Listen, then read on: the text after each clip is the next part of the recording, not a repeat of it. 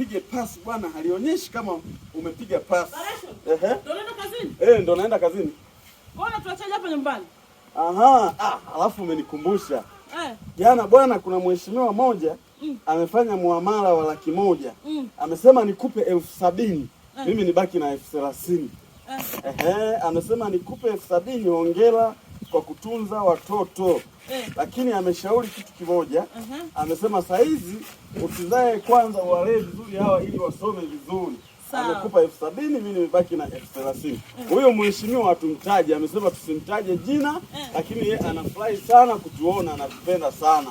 Kwa hiyo 70,000, najua leo utaenda kusuka rasta kwa sababu wewe kila siku minyosho, utaenda kusuka rasta na utapendeza. Sawa? Sasa Fuga ameushukuru. Nishukuru baba, ndishukuru. Mungu akubariki. Asante sana. Mungu akuongezee mheshimiwa. Asante. Umekataa tusikutaje, lakini wewe tunajua 5 tena. Ubarikiwe sana mheshimiwa. Ubarikiwe sana. Tunashukuru sana watu wanayetupenda. Wakenya mnatupenda sana.